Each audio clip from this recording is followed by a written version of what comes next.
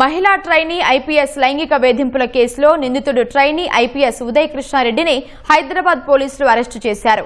Attapur police station కు ఉదయ్ కృష్ణారెడ్డిని తరలించారు. కాసేపట్లో ఉప్పరపల్లి కోర్టుకు తరలించనున్నారు. ఈ నెల 18న తనపై లైంగిక వేధింపులకు పాల్పడినట్లు కర్ణాటకకు చెందిన మహిళా ట్రైనీ ఐపీఎస్ ఇచ్చిన ఫిర్యాదుతో అత్తాపూర్ పోలీసులు ఉదయ్ కృష్ణారెడ్డిపై కేసు నమోదు చేశారు.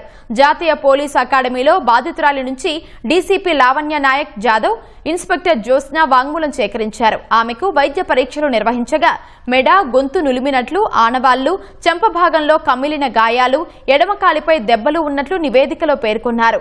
నిందితుడికి పోలీసులు నోటీసులు ఇచ్చేందుకు హైదరాబాద్లోని 2 చిరునామాల్లో ప్రయత్నించగా ఆచూకీ దొరకలేదు. దీంతో 4 బృందాలతో గాలించగా సాంకేతిక ఆధారాలతో మిర్యాలగూడలో ఉన్నట్లు గుర్తించారు.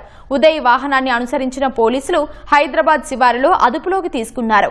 తాను ఎక్కడికి పారిపోలేదని, నాయనమ్మ అనారోగ్యం పాలైతే ఆమెను చూసేందుకు ఒంగోలు వచ్చానని వెల్లడించారు. త్వరలో తన నిర్దోషితత్వాన్ని నిరూపించుకుంటానని, వ్యవస్థలపై పూర్తి నమ్మకం ఉందని వ్యాఖ్యానించారు.